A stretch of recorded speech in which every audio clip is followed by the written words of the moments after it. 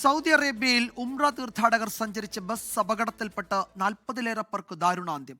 ഹൈദരാബാദ് സ്വദേശികളാണ് മരിച്ചത്. മദീനയ്ക്ക് സമീപം ഉംറ തീർത്ഥാടകരുടെ ബസ് ടാങ്കർ ലോറിയുമായി കൂട്ടിയിടിക്കുകയായിരുന്നു. ജിദ്ദയിലെ ഇന്ത്യൻ കോൺസുലേറ്റിൽ കൺട്രോൾ റൂം തുറന്നു. അപകടത്തിൽ ദുഃഖം രേഖപ്പെടുത്തി പ്രധാനമന്ത്രി നരേന്ദ്രമോദി. മക്കയിൽ ഉംറ തീർത്ഥാടനം പൂർത്തിയാക്കി മദീന സന്ദർശനത്തിന് പോയ തീർത്ഥാടകരുടെ ബസ്സാണ് അപകടത്തിൽപ്പെട്ടത്. ചരിത്ര സ്ഥലമായ ബദർ വഴി മദീനയിലേക്ക് പുറപ്പെട്ട ബസ് മദീനയിൽ എത്തുന്നതിന് ഏതാണ്ട് 160 കിലോമീറ്റർ മുമ്പ് മുഫറഹാത്ത് എന്ന സ്ഥലത്ത് വെച്ചാണ് അപകടത്തിൽപ്പെടുന്നത്. ഒരു ഡീസൽ ടാങ്കറുമായി കൂട്ടിയിടിച്ച ബസ് കത്തി നശിച്ചു. 43 പേരാണ് ബസ്സിലുണ്ടായിരുന്നത്. ഇതിൽ ഭൂരിഭാഗവും ഹൈദരാബാദ് സ്വദേശികളായിരുന്നു.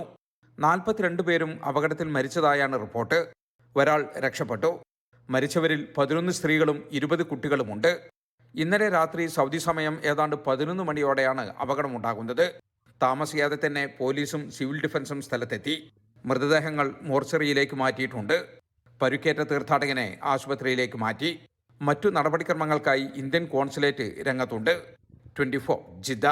ലോകത്തെവിടെയായാലും ഏത് സമയത്തും 24 വാർത്തകളും ഓഗ്മെന്റഡ് റിയാലിറ്റി പാക്കേജുകളും എക്സ്പ്ലെയിനറുകളും വിശദമായി കാണാൻ ഞങ്ങളുടെ യൂട്യൂബ് ചാനൽ നിങ്ങൾക്ക് സബ്സ്ക്രൈബ് ചെയ്യാം.